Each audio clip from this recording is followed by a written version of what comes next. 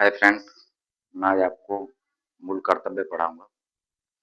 तो आइए चलते हैं, हम आपको बताते हैं थोड़ा सा मूल कर्तव्यों के बारे में। ये लगभग लगभग हर एग्जाम में आते हैं और केवल 2 मिनट में आपको 100% तरीके से मैं आपको याद करवा दूंगा उंगलियों पर। देखिए तो थोड़ा सा ये जो मूल कर्तव्य हैं, मूल संविधान में शामिल नहीं थे। जब अपना संविधान बना था उसमें शामिल नहीं थे। उसके बाद स्वर्ण सिंह समिति की अनुशंसा पर 42वें संविधान संशोधन 1976 द्वारा भाग 4 क तथा अनुच्छेद 51 क में 10 मूल कर्तव्य जोड़े गए। वर्तमान में 11 मूल कर्तव्य हैं। तो इस बात पे थोड़ा सा ध्यान देते हैं। अपने जो संविधान था अपना, उस संविधान में मूल कर्तव्य नहीं थे। उसके बाद जब 42वां संविधान संशोधन हुआ 1976 में, उसमें जो भाग 4 था उसमें क जोड़ा गया और अनुच्छेद 51 जो था उसमें क जोड़ा गया। तब उसमें अपने 10 मूल कर्तव्य जोड़े गए। लेकिन वर्तमान में क्या है, 11 मूल कर्तव्य हैं। अब 11वां जो है 86वें संविधान संशोधन अधिनियम 2002 द्वारा 11वां मूल कर्तव्य जोड़ा गया, जो अनुच्छेद 21 क में प्राथमिक शिक्षा के अधिकार से प्रेरित। अब आते हैं अपने भारत के जो नागरिक हैं, उनके जो 11 जो मूल कर्तव्य हैं वो इस प्रकार हैं। जैसे पहला ही जो मूल कर्तव्य है वो पहला ए, तो उसमें क्या लिखा हुआ है कि संविधान का पालन करें और उसके आदर्शों, संस्थाओं, राष्ट्रीय ध्वज और राष्ट्रीय गान का आदर करें। अब आपने याद क्या रखना है, शब्द याद रखना है एंथम। ए मतलब एंथम। एंथम से याद रह जाएगा आपको राष्ट्रीय गान। जैसे भी जो भी चीज है, जैसे राष्ट्रीय गान, राष्ट्रीय ध्वज, राष्ट्रीय संस्थाएं या संविधान, तो ये सब केवल एक चीज से याद रह जाएगा, एक शब्द से याद रह जाएगा, एंथम। हमें याद क्या रखना है, ए एंथम।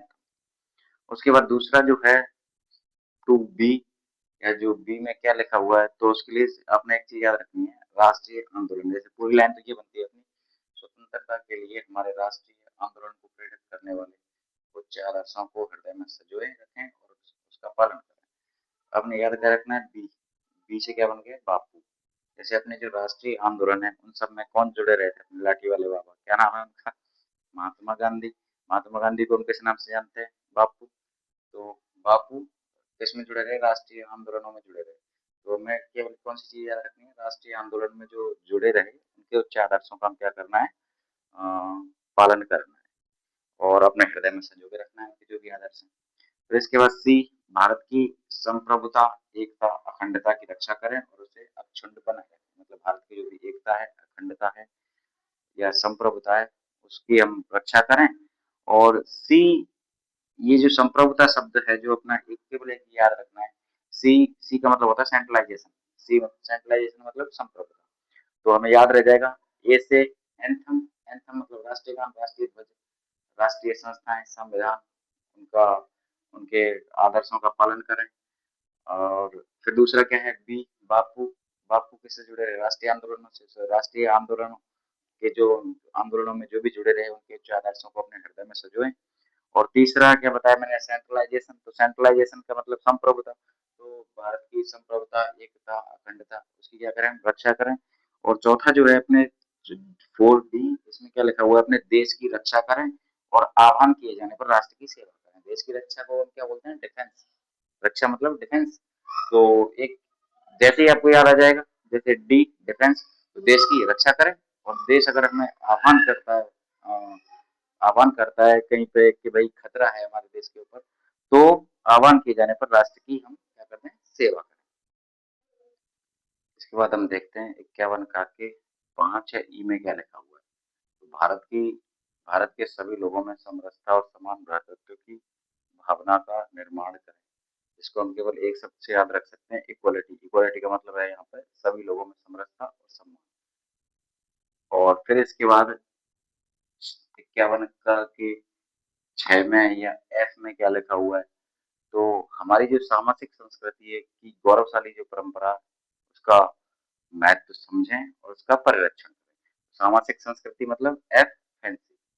इसके बाद अपने जो 51 का के जी में जो लिखा हुआ है वो प्राकृतिक पर्यावरण की, जिसके अंतर्गत वन, झील, नदी एवं अन्य प्राणी हैं, उनकी रक्षा करें और उसका संवर्धन करें। प्राणी मात्र के प्रति दया का भाव रखें। तो अभी जो वन, झील, नदी है, इनको हम किससे याद रख सकते हैं? ग्रीनरी। ग्रीनरी मतलब पर्यावरण। इसके बाद 51 का के एच में क्या लिखा हुआ है? वैज्ञानिक दृष्टिकोण, मानववाद और ज्ञानार्जन तथा सुधार की भावना का विकास करें। अब मानववाद जो शब्द है उसको हम किससे याद रख सकते हैं? ह्यूमैनिटी। तो ह्यूमैनिटी मतलब मानववाद का की भावना का क्या करें? विकास। याद रह जाएगी बात? दोबारा से देख लो एक बार। भारत के सभी लोगों की समरसता और समान भ्रातृत्व की भावना का निर्माण करें। इसको हम याद किससे रखेंगे? इक्वलिटी। उसके बाद एफ में जो लिखा हुआ है उसमें अपने एक शब्द याद रखना है, सामाजिक संस्कृति।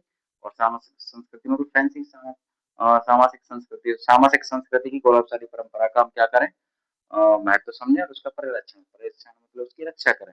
इसके बाद ग्रीनरी, ग्रीनरी को हम बोलते हैं पर्यावरण। तो पर्यावरण जैसे ही अपने दिमाग में आता है क्या याद आएगा? वन, नदी, झील, प्राणी, इन सबके प्रति दया का भाव रखें। और इसमें जो एच एच में जो लिखा हुआ है वैज्ञानिक दृष्टिकोण, इसमें मानववाद एक शब्द है। मानववाद को हम किससे याद रखते हैं? ह्यूमैनिटी।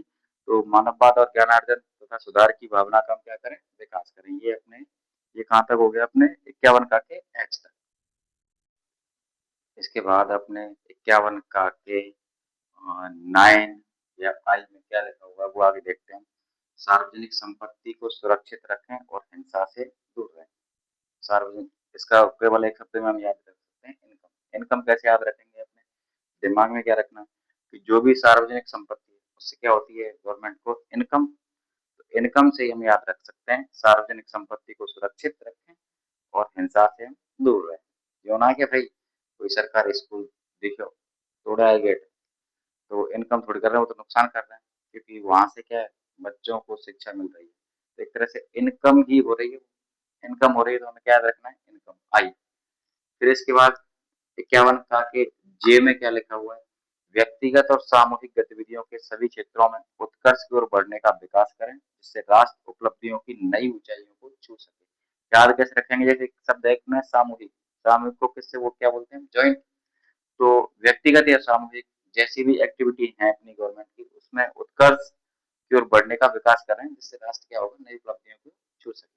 ठीक है, नेक्स्ट। अब एक जो लास्ट जो 11वां है वो कब जोड़ा गया था? 86वें संविधान संशोधन 2002 द्वारा जोड़ा गया था।